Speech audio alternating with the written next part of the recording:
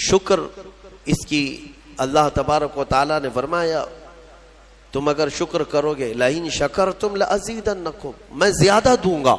صبر آسان ہے اور شکر مشکل ہے، صوفیاء نے فرمایا۔ حالانکہ شکر میں کیا کرنا کیا ہے، صبر دیکھا جائے تو کٹھن ہوتا ہے، برداشت کرنا ہوتا ہے، مصیبت آئی خاموش رہنا ہے، کسی چیز کی کمی ہو گئی خاموش رہنا ہے، یہی تو صبر ہے۔ گناہ کی خواہش ہوئی لیکن نہیں کیا، یہی صبر ہے۔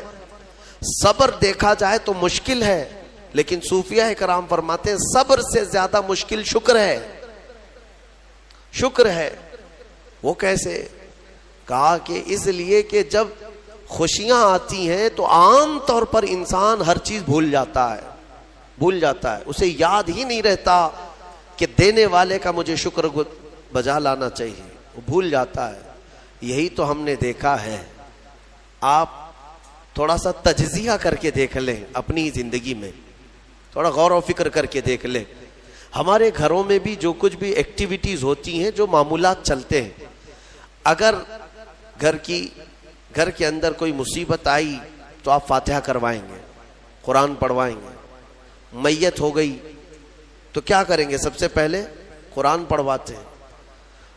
کسی کی بیماری ہو گئی، نزا کا وقت آیا، کسی کو بلایا، آپ قرآن پڑھوا رہے ہیں۔ بہت سخت بیمار ہے، پانی پڑھ کر کے پھکوا رہے۔ یہ ساری مصیبتوں کے وقت آپ قرآن یا عبادت کی طرف جا رہے ہیں، سجدہ کر رہے ہیں۔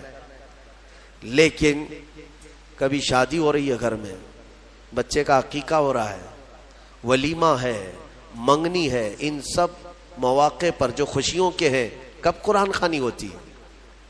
کب قرآن پڑھا جاتا ہے؟ کیا رب ذوالجلال کی بارگاہ میں پہلے سے کوئی شکرانے کی محفل ہوتی ہے؟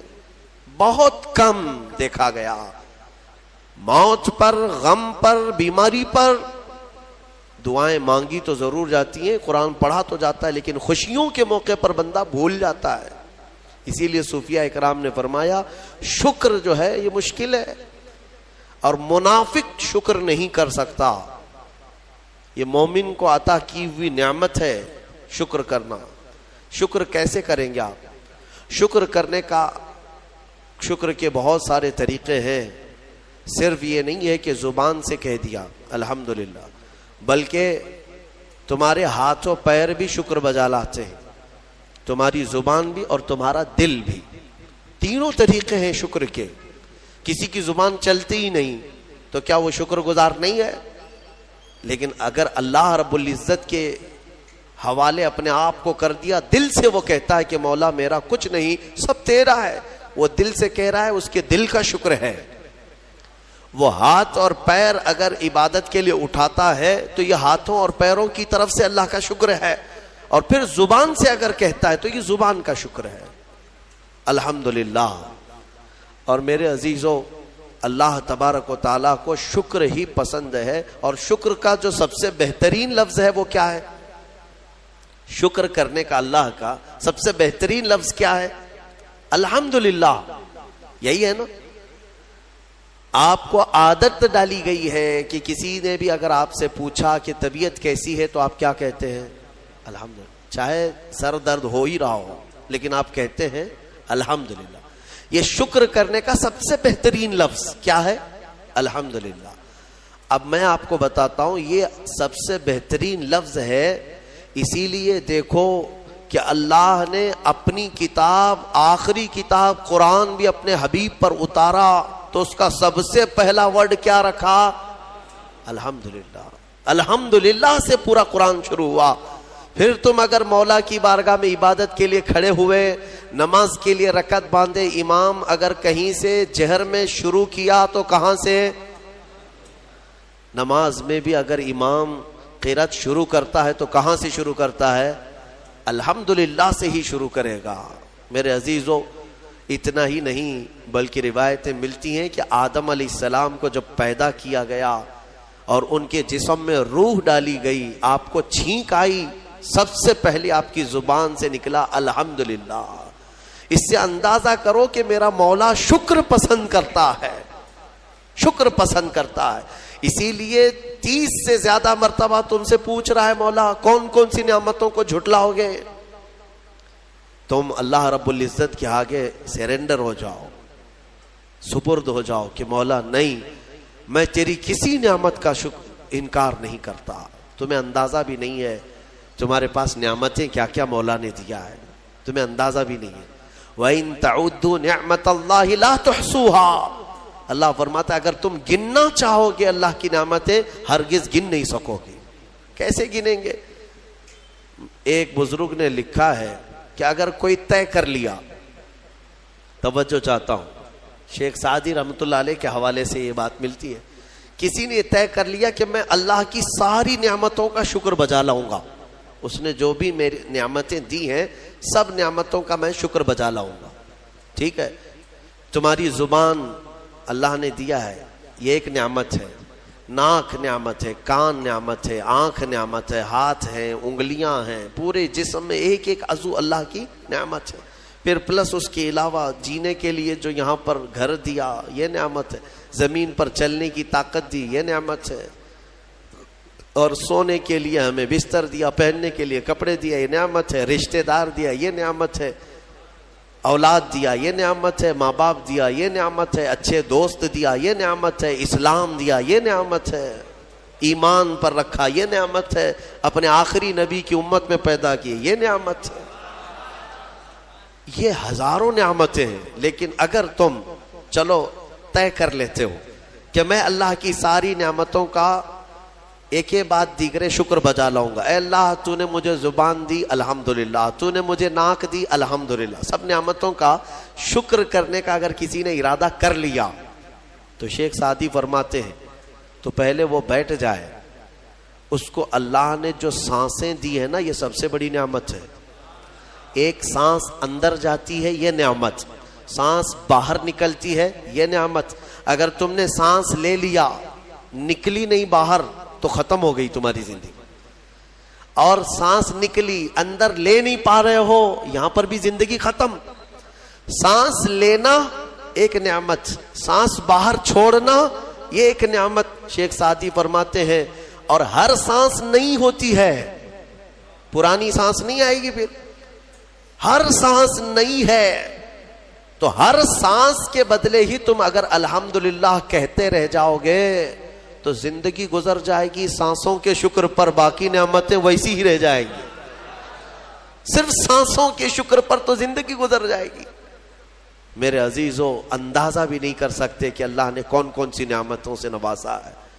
تمہیں پتا ہے میں ایک مرتبہ اس چیز کو بھی پڑھا تھا کہ اگر تمہیں سانس خرید کر کے لینا پڑ جائے, ہاسپٹل میں جا کر کے دیکھو آکسیجن کا ایک سلنڈر جو کبھی مریضوں کو لگایا جاتا ہے کتنی قیمت کا ہوتا ہے, دن بھر میں وہ کتنے سلنڈر سانس کھینچتا ہے.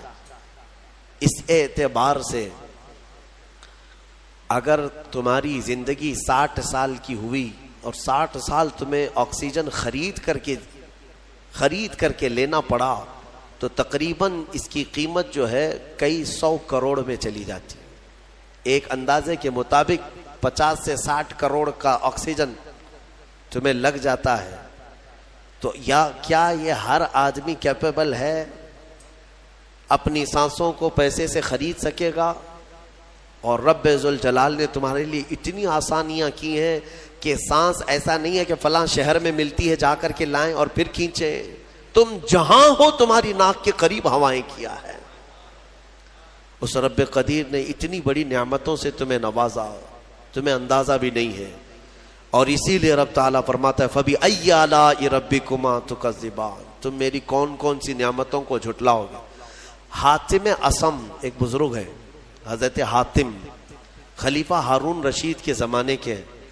خلیفہ ہارون رشید کے زمانے میں بادشاہ نے ایک مرتبہ ان کو طلب کیا اور پوچھا کہ کچھ نصیحت کیجیے آپ مجھے. وہ اکثر بڑے بڑے علماء کو دربار میں بلاتا اور نصیحت حاصل کرتا. حضرت حاتم اصم رضی اللہ تعالیٰ عنہ نے بادشاہ سے ایک سوال کیا کہ ہارون, اگر تمہارے ساتھ ایسا ہو جائے زندگی میں اور پیاس کی شدت ایسی ہے کہ تم بلک رہے ہو, اگر تم کو کوئی ایک گلاس پانی دینا چاہے اور وہ پیسوں میں دینا چاہے, اور اس آدمی کے علاوہ کسی کے پاس پانی نہیں ہے، تم ایسی جگہ پر پہنچ گئے ہو جنگل میں یا صحرا میں، تو تم اس کو کتنے پیسے دے کر خرید سکتے ہو؟ ایک گلاس پانی وہ بہت بڑی قیمت لگا رہا ہے، تم کو اگر بہت شدت کی ضرورت ہے تو تم کتنا مال دے کر کے خریدو گے؟ خلیفہ ہارون رشید نے کہا میں اپنی آدھی سلطنت بھی دینے کو تیار ہو جاؤں گا ایک گلاس پانی، کیونکہ ضرورت ہے انسان کی، جان بچانا ہے۔ تو حاتم اصم نے کہا ٹھیک ہے، تمہیں پانی تو مل گیا، کبھی ایسا ہوا تمہاری زندگی میں تم نے پانی تو پی لیا، پیٹ بھر کر پی لیا، پیٹ بھر کر کے، لیکن پانی اب نکلتا نہیں ہے، باہر نہیں نکلتا پانی، کوئی صورت ہی نہیں ہے کہ تمہارا پانی باہر آئے، پیشاب بند ہو چکا ہے۔ کوئی ایک حکیم ایسا ہے جو تم سے یہ کہے کہ میں تیرے پیٹ کا پانی باہر نکال دوں گا تو تو اسے کتنی قیمت دے گا؟ ہارون رشید نے کہا اس کو بھی میں اپنی آدھی سلطنت دے دوں گا، میرا پانی نکالتا ہے۔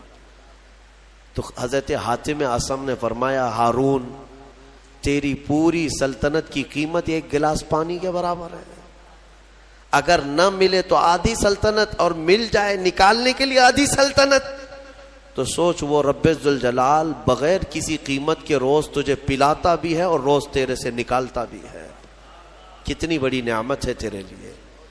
میرے عزیزو، میں آپ کو ایک چیز بتاتا ہوں، میرے آقا صلی اللہ تعالی علیہ وسلم نے اپنی امت کو سب سے زیادہ اگر دعائیں سکھائی ہیں تو وہ شکر کی دعائیں، شکر کی دعائیں تلاش کر لینا، یہ میرے مطالعے کے اعتبار سے میں آپ کو بتا رہا ہوں۔ آپ روزمرہ کی زندگی میں جو چیز بھی کرتے ہیں اس میں اللہ کا شکر ہے، میرے آقا نے سکھایا۔ آپ کھانا کھانے کے لیے بیٹھ رہے ہیں، بسم اللہ پڑھ کر کے شروع کیے، کھانا ختم ہونے کے بعد میرے آقا نے سکھایا ہے الحمدللہ الذی اطعمنا وسقانا وکفانا وجعلنا من المسلمین۔ کیا ہے؟ تمام تعریفیں اس اللہ کے لیے، شکر ہے اس مولا کا جس نے ہمیں کھلایا پلایا اور ہمیں ہدایت دیا اور مسلمان بنایا۔ کھانے کے بعد بھی میرے آقا نے یہی سکھایا، کھانے کے بعد تمہیں کرنا کیا ہے؟ یہی ہے۔ اچھا، اور نیند لگ رہی ہے، سونے کے وقت کہا بسم اللہ پڑھ کر کے سو جاؤ، لیکن سو کر کے اٹھتے ہو اگر نیند کھلتی ہے تو میرے آقا فرماتے ہیں یہ پڑھو الحمدللہ الذی احیانا بعد ما اماتنا۔ الحمد سے ہی شروع ہے، تمام تعریفیں اس اللہ کے لیے جس نے ایک موت کے بعد مجھے دوبارہ اٹھایا ہے۔ ہاں، آپ کیا سمجھتے ہیں؟ نیند جو ہے موت کی بہن ہے۔ اگر کوئی سویا مولا چاہے تو اس کی آخری نیند ہو سکتی ہے، بہت سارے ایسے ہیں جو سوئے اور پھر اٹھ ہی نہیں سکے۔ نیند کی حالت ایسی ہوتی ہے کہ وہ آدھی موت کے برابر ہے، اس کو خبر نہیں ہوتی، اسی میں وہ چلا بھی جا سکتا ہے، اور پھر جب تمہیں بیدار کرتا ہے مولا تو یہ نعمت ہے، بہت بڑی نعمت ہے کہ تمہیں موت کے منہ میں لے جا کر واپس لے آیا۔ جب بھی تم اٹھتے ہو میرے آقا نے فرمایا شکر بجا لاؤ، شکر ہے اس اللہ کا، تمام تعریفیں اس اللہ کی۔ بعد ما اماتنا احیانا بعد ما اماتنا، ہمیں موت دینے کے بعد دوبارہ اٹھایا ہے، اس اللہ کا شکر ہے۔ سو کے اٹھو تو الحمدللہ۔ اتنا ہی نہیں میرے عزیزوں، میرے آقا صلی اللہ تعالی علیہ وسلم فرماتے کپڑا اگر پہن لیا تو بھی پڑھو الحمدللہ الذی کسانی ھذا۔ تمام تعریفیں اس اللہ کے لیے جس نے مجھے یہ جوڑا پہنایا۔ ہاں، ورنہ اگر مولا تعالیٰ نہ چاہے تو کسی جسم پر کپڑا بھی نہیں آئے گا، وہ روز تمہیں پہناتا ہے، تمہارے ستر کو چھپاتا ہے۔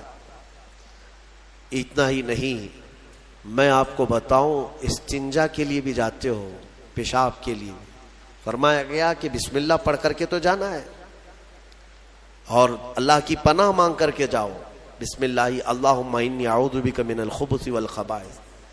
لیکن جب تم استنجا کر کے باہر آتے ہو تو حضور نے فرمایا پھر یہ کہو الحمدللہ الذی اذهب عنی الاذى وعافانی۔ وہاں بھی شکر ہے، کس بات کا شکر ہے؟ تمام تعریفیں اس اللہ کی، اس کا شکر ہے جس نے اذیت دینے والی، تکلیف دینے والی چیز کو میرے جسم سے دور کیا۔ تمہیں اندازہ ہے زہر ہے یہ جو اندر استنجا جمع ہو جائے تو آسانی سے آج پیشاب کر لیتے ہو, آسانی سے آج تم حاجت کر لیتے ہو, پخانا ہو جاتا ہے, تو اس کو یوں مت سمجھ لینا کہ تمہارا کمال ہے. یہ رب تعالیٰ کی ہزار نعمتوں میں سے ایک نعمت ہے. اگر پیشاب تمہارا رک گیا, کڈنی کام کرنا چھوڑ دیتی ہے, آج جاؤ ہاسپٹلوں میں دیکھو ڈائلیسس کی مشینوں پر کتنے مریض سوئے ہوئے ہیں.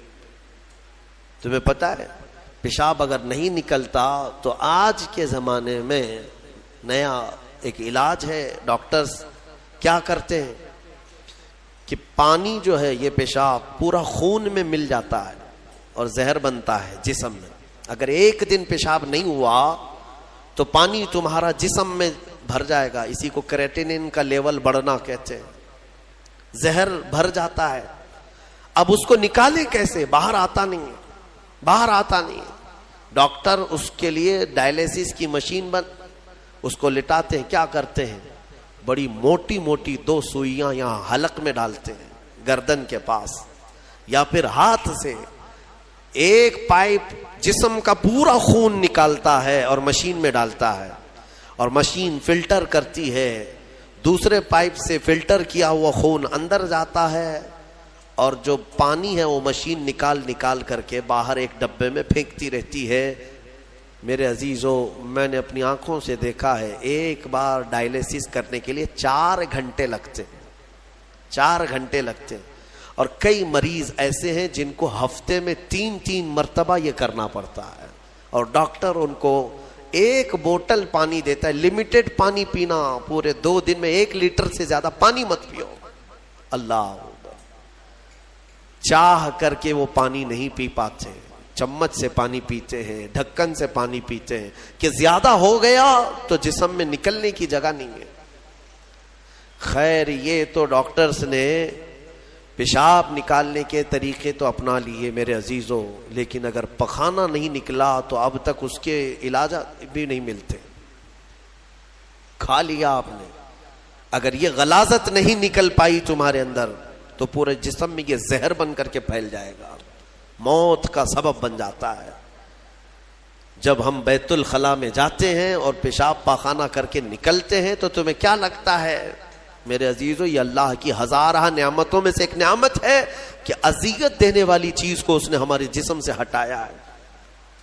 اسی لیے مولا فرماتا ہے فَبِأَيِّ آلَاءِ رَبِّكُمَا تُكَذِّبَانِ, تم میری کون سی نعمتوں کو جھٹلاؤ گے. اچھا یہ تو نکلنے والی بات میں نے کیا نا, نکلنے والی بات, لیکن تمہیں پتا ہے تمہیں اگر کھانے کے لیے بھوک نہ لگے تو کچھ نہیں کر سکو گے.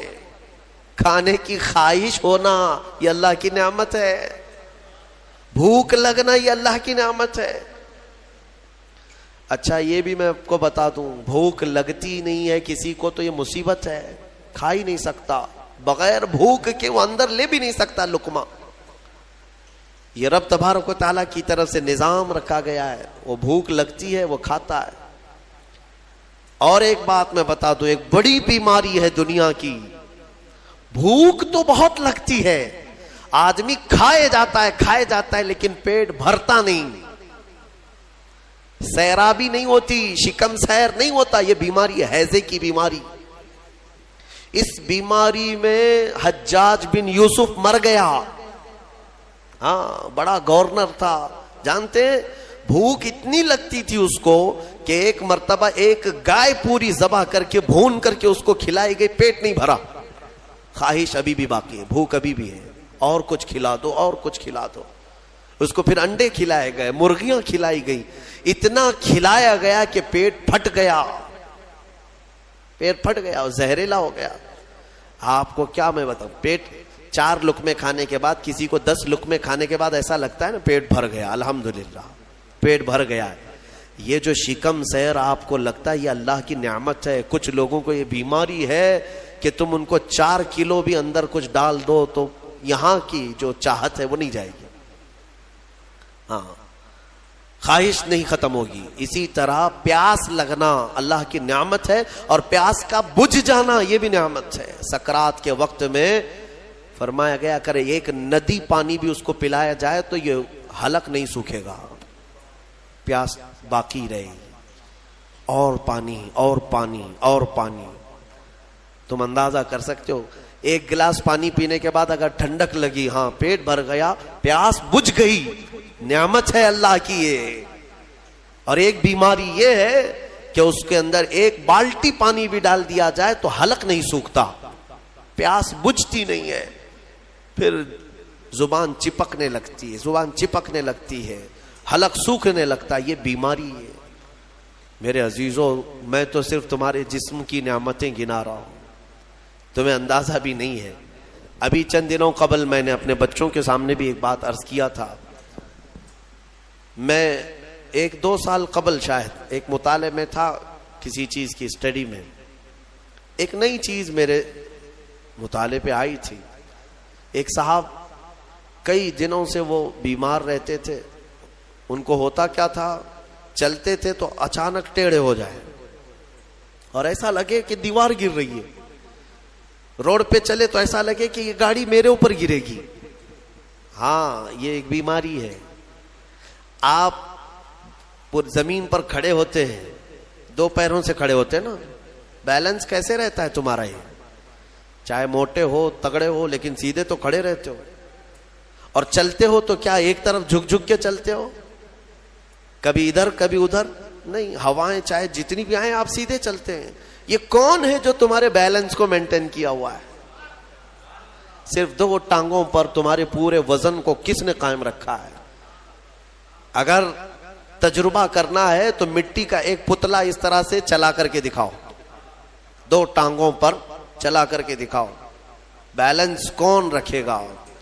ارے پتلے بھی اگر بنا کر کے کھڑا کرتے ہیں کہیں اسٹیچو تو انہیں گاڑ دیتے ہیں, کھڑا نہیں کر پائیں گے. اتنا تمہاری ہی وزن کے بارے 80 کلو کا ایک پتلا بناؤ مٹی کا اور اس کو صرف پیروں پہ کھڑا کر کے دکھاؤ, نہیں کھڑا ہوگا, ہوا آئے گی گر جائے گا. تمہیں ہوا کیوں نہیں گراتی؟ کون ہے جو تمہیں برقرار رکھا ہوا ہے؟ آپ کو میں بتاؤں تو حیرت ہوگی آپ کہ کون سی چیز مینٹین کرتی ہے. پتا ہے آپ کو کون سی چیز تمہارے جسم کے اندر؟ نہ تمہارے ہاتھ نہ تمہارے پیر. اللہ اکبر, اللہ کی نعمتوں پر قربان جاؤ. ایک صاحب انہوں نے مجھ سے ملاقات کی تھی اور اپنی بیماری یہ بتائی تھی کہ ایسا لگتا ہے, تعویذ بھی کرائے, دعا بھی کرائے, وظیفے بھی کروائے, بہت ساری. ایک ماہر دانشور تھے, انہوں نے مجھ سے یہ کہا کہ مولانا مسئلہ یہ ہے کہ ہمارے دونوں کانوں کے بیچ میں ایک چھوٹا سا پارا, ایک قطرہ ہوتا ہے پارے کا, لکوڈ پارا. دیکھیں آپ بی پی چیک کرنے کے وقت جو چڑھتا اترتا ہے مشینوں پہ, اس طرح کا ایک ہلکا سا ایک لکوڈ قطرہ ہمارے دونوں کانوں کے برابر بیچوں بیچ ہوتا ہے, اور وہ قطرہ ہے جو پورے بیلنس کو مینٹین کرتا ہے. وہ ایک قطرہ ہے. اگر اس قطرے کے اندر ذرا برابر بھی ادھر ادھر ہوا, وہ ایک طرف ہو گیا تو آدمی یوں چلنے لگ جائے گا. اگر وہ اس طرف ہو گیا قطرہ تو پھر آدمی اس طرف جھک جائے گا. اور یہ جلدی ہوتا نہیں ہے, وہ اتنا مضبوطی کے ساتھ پورے انسانوں کے جسموں کو سنبھالے رکھتا ہے. میرے عزیزوں, پھر میں یہ پوچھتا ہوں فَبِأَيِّ آلَاءِ رَبِّكُمَا تُكَذِّبَانِ, تم اپنے رب کی کون کون سی نعمتوں کو جھٹلاؤ گے؟ اور ایک بات, عجیب عجیب چیزیں میں نے دیکھی, کبھی ہم غور نہیں کرتے نا اپنے جسم میں, اور اسی لیے میرا رحمان فرماتا ہے وَفِي أَنفُسِكُمْ أَفَلَا تُبْصِرُونَ, تمہاری ذات میں میری نشانیاں ہیں, تم دیکھتے نہیں؟ اللہ پوچھ رہا ہے, تمہاری اپنی ذات میں میری نشانیاں ہیں. محبوب الہی نظام الدین اولیاء رحمۃ اللہ تعالی علیہ نے فرمایا اللہ تبارک و تعالیٰ تک اگر پہنچنا چاہے بندہ تو صرف اس کی نسیں جو ہے نا, اس کی رگیں, یہی کافی ہیں اس کے لیے. ہاں میرے عزیزوں, آج بھی ڈاکٹرز یہ کہتے ہیں کہ تمہارے جسم کے اندر کی نسیں اگر کھول کر کے پھیلا دی جائیں تو 10,000 کلومیٹر تک پھیل جائیں گے, یعنی تقریباً ایک دنیا گھومنے کے برابر. اتنی نسیں تمہارے جسم کے اندر ہیں کہ اگر ان کو کھول کر کے پھیلا دیا جائے تو اتنی لمبی کون ہے جو یہ سارا مینٹین کیا ہوا ہے؟ اور ہر نس میں وہ خون کو دوڑاتا ہے اور پھر واپس پہنچاتا ہے دل تک۔ ایک چیز میں جو کہہ رہا تھا وہ یہ ہے، عجیب سی چیز ہے، ایک صاحب نے فرمایا کہ ایک بیماری ہے کہ یہ ایک صاحب ہیں کہ ان کی آنکھوں کی پلک بند ہی نہیں ہوتی، اس پر تحقیق کی گئی۔ میرے عزیزو کتنی چھوٹی چیز لگتی ہے، آپ پلکیں جھپکاتے ہیں نا، آپ کے اختیار میں نہیں، اور بہت ہلکی سی ہے، یوں کیا بند ہوئی، یوں کیا کھول دیا، آنکھیں بند ہو رہی کھل رہی ہے۔ آپ کو پتا ہے اس کے اندر کیا چیز ہے؟ کہا کہ ایک بہت ہلکا سپرنگ ہے ان پلکوں کے بھی اوپر، باقی سب جگہ اس طرح اپنے آپ نہیں ہوتے ہیں کہ خود سے جو ہے بند ہو رہی ہو کھل رہی ہو۔ کان کیا اس طرح کرتا ہے ہمارا؟ اٹھ گیا اپنے آپ، بیٹھ گیا اپنے آپ۔ یہ ہلکی سی پلکوں کی جو چمڑی ہے نیچے آتی اوپر جاتی، نیچے آتی اوپر جاتی، کیا چیز ہے؟ تو ایک صاحب نے ہمیں بتایا کہ بہت ہلکا سپرنگ ہوتا ہے، اگر وہ سپرنگ ختم ہوا کسی کا تو بلڈوزر سے بھی کھینچ کر کے بند نہیں کر سکو گے۔ ان پلکوں کی چھوٹی سی چمڑی کو کھینچ کر کے بھی بند نہیں کر سکو گے، وہ بند نہیں ہوگی پھر۔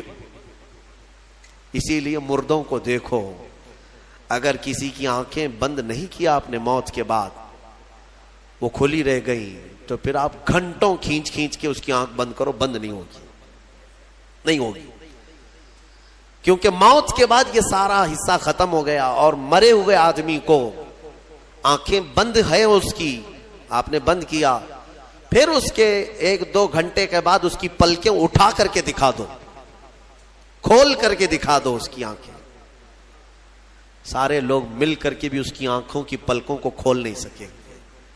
میرے عزیزو، ہے تو بہت ہلکی سی چیز، لیکن تمہیں پتا ہے اس کی معنویت کتنی ہے؟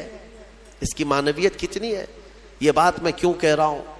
ایک صاحب کو یہ بیماری کی وجہ سے، اس بیماری کی وجہ سے وہ پاگل ہو گئے۔ کیا بیماری تھی؟ کہ پلک جھپک نہیں رہی ہے، بند نہیں ہو رہی ہے، اور بند نہیں ہو رہی ہے تو نیند نہیں آتی۔ جیسے نیند آئے گی تو آنکھوں کا آٹومیٹک بند ہونا ہے، اور آنکھ بند نہیں ہو رہی تو سوئے گا کیسے؟ اور نس ہونے کی وجہ سے وہ مینٹلی ختم ہو گیا، پاگل ہو گیا، اور اب تو شاید مر بھی گیا ہوگا۔ یہ کافی 2-3 سال پہلے کی بات میں ہم اندازہ بھی نہیں کرتے کہ اتنی چھوٹی چھوٹی چیزیں۔ میرے عزیزو، ہمارے بال جو جسم میں ہیں، ایک رواں بھی اس کا بال کا، یہ اللہ کی نعمت ہے۔ آپ دیکھیں ایک بال بھی نکل گیا تو پھوڑی آ جاتی ہے، اس کی قیمت بتانے کے لیے کہ یہ یوں ہی اللہ نے نہیں دیا تم کو، یوں ہی نہیں۔ ایک خاتون کو میں نے دیکھا تھا، چھوٹی سی لڑکی تھی، وہ اس کے صرف یہ آنکھوں کے اوپر کی بھویں نہیں تھی اور بال کچھ بھی نہیں تھے، جس کی وجہ سے وہ اتنی ڈراؤنی لگتی تھی کہ بچے دیکھ کر کے بھاگ جاتے تھے۔ صرف یہ آنکھوں کے بال نہیں تھے، اور وہ چہرہ چھپائے رہتی۔ بہت بڑی ٹیلنٹڈ بچی، پڑھنے میں لکھنے میں ساری چیزوں میں بہت اچھی، لیکن اس کی وجہ سے وہ چہرہ چھپائی رہتی۔ اس دن مجھے محسوس ہوا کہ اگر ایک بھی چیز ہماری ادھر ادھر ہو جائے تو انسان کا سارا جمال ختم ہو جاتا ہے۔ اسی لیے میرے عزیزو، اللہ نے جو چیزیں تمہارے پاس آج دی ہیں، شکر بجا لاؤ، اللہ کا شکر بجا لاؤ۔ اور سورہ رحمان آج تم نے سنا ہے، بار بار مولا کی بارگاہ میں عرض کرو، مولا ہم تیری کسی نعمت کو نہیں جھٹلاتے، ہر نعمت پر تیرا شکر بجا لاتے ہیں۔ میں اپنی گفتگو کو سمیٹتے ہوئے اخیر میں ایک حدیث سنا دیتا ہوں۔ اللہ کے حبیب صلی اللہ تعالیٰ علیہ وسلم نے ارشاد فرمایا، آج ہی میں نے درس قرآن میں بھی سنایا تھا، حضور اکرم صلی اللہ علیہ وسلم نے فرمایا، 3 چیزوں کو غنیمت جانو، 3 چیزوں کے آنے سے پہلے پہلے۔ وہ 3 چیزیں کیا ہیں؟ توجہ سے سنو۔ میرے آقا فرماتے ہیں، جوانی ہے تو غنیمت جانو بڑھاپا آنے سے پہلے، جوانی کو غنیمت جانو بڑھاپا آنے سے پہلے، اس لیے کہ بڑھاپے میں جو کچھ ہوتا ہے وہ پھر وہ بوڑھوں کو معلوم ہے، ساری چیزیں ایک کے بعد دیگرے رخصت ہونے لگ جاتی ہیں، وہ طاقت نہیں، وہ قوت نہیں، بڑھاپے میں بہت خواہش تو ہوتی ہے کرنے کی لیکن کر نہیں سکتا. اسی لیے جوانی کو غنیمت جانو اے نوجوانوں, عیاشی میں برباد کرو گے تو پچھتاؤ. دوسری چیز میرے آقا فرماتے ہیں آج صحت ہے تو صحت کو بیماری سے پہلے غنیمت جانو.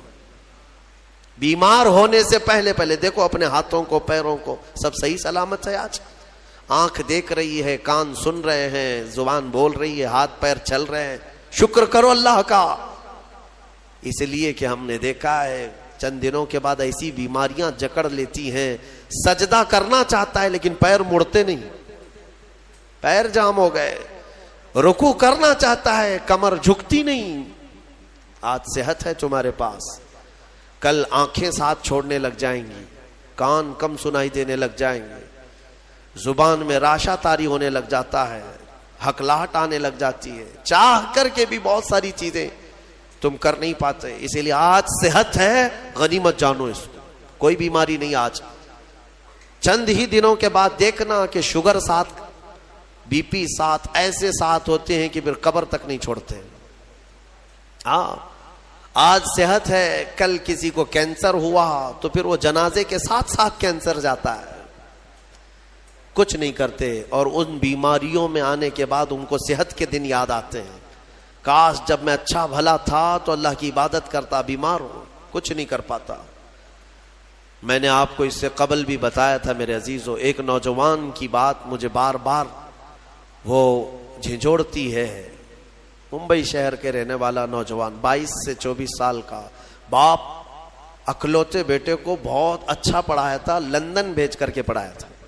اکلوتا بیٹا, بڑے باپ کا بیٹا ہے, اور 24 سال کی عمر میں اس کو بون کینسر ہو گیا, ہڈیوں کا کینسر ہو گیا. یونیورسٹی میں پڑھا اچھا, اور اس کے بعد پتہ ہی نہیں چلا, اچانک 3rd اسٹیج پہ پتہ چلا. پھر 6 مہینے شاید علاج کے لگے ہوں گے. ڈاکٹروں نے کہا کہ اس کو گھر لے جاؤ, اب کچھ نہیں ہوتا. گھر آیا تھا, اس کی ہڈیاں گل گئی تھی. ہاں بون کینسر بڑا ڈینجر ہے, ہڈیاں جو ہے پاؤڈر ہونے لگ جاتی ہیں. اس کو اگر اٹھائیں تو پیٹھ کی ہڈی میں انگلیاں اندر جانے لگ جاتی. یہ کینسر بہت خطرناک قسم کا ہے. اس کے چند دن بچے ہوں گے اپنے گھر پر, علاج وغیرہ سب ختم ہو چکا.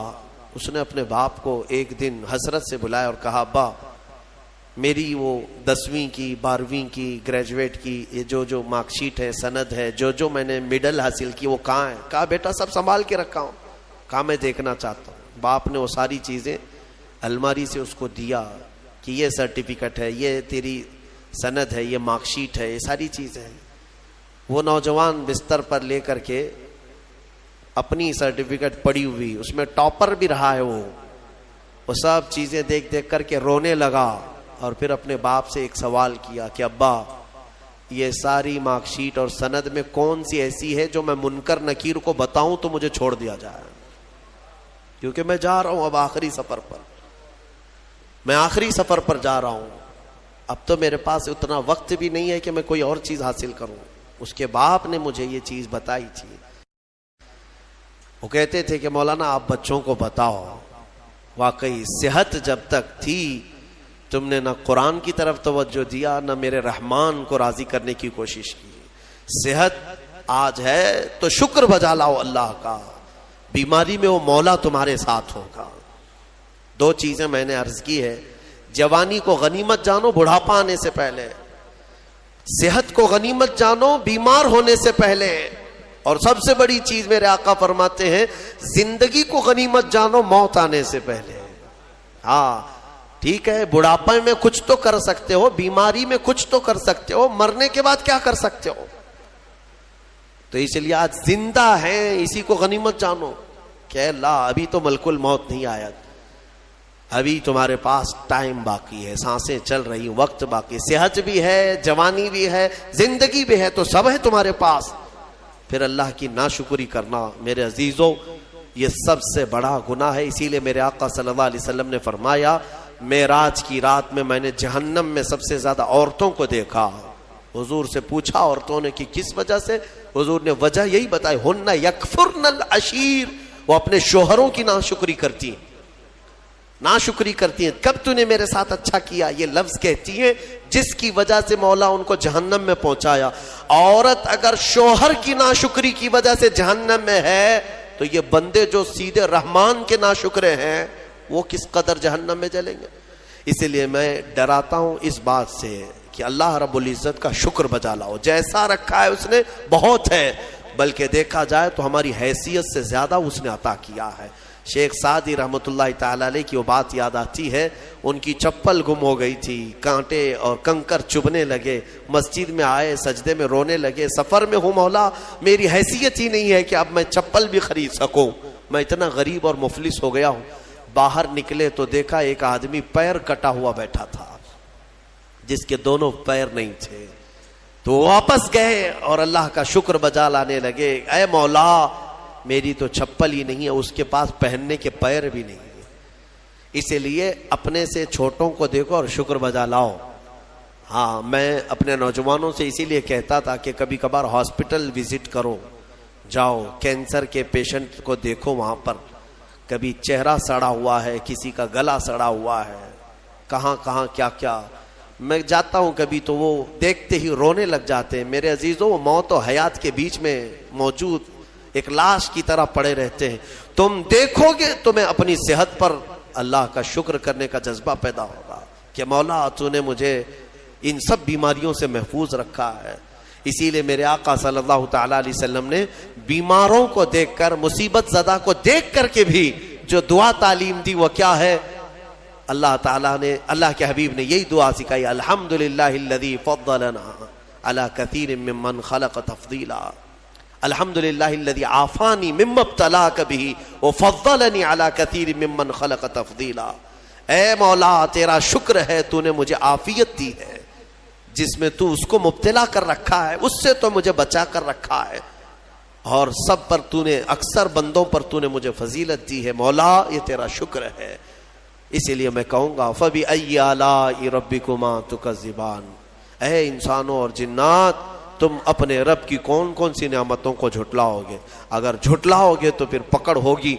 मौला करीम की बारगाह में अर्ज करो, मौला हमारी हर सांस के बदले तेरा करोड़ हा करोड़ शुक्र एहसान है, और सबसे बड़ा तेरा इनाम और तेरा शुक्र ये है कि मौला हमें लायक न होने के बावजूद तूने अपने महबूब की उम्मत में हमें पैदा किया है, ईमान दिया, इस्लाम दिया। और मौला तेरे दरबार में इतनी इल्तिजा है कि ए करीम खुदा, हमारी आखिरी सांस भी तू हमें ईमान पे अता फरमा, तेरे हबीब के कदमों में मौत अता फरमा, और जब उठाए जाएं तो शुक्रगुजार बंदों में हमारा हशर फरमा। व आखिरु दावाना अनिल हम्दुलिल्लाहि रब्बिल आलमीन।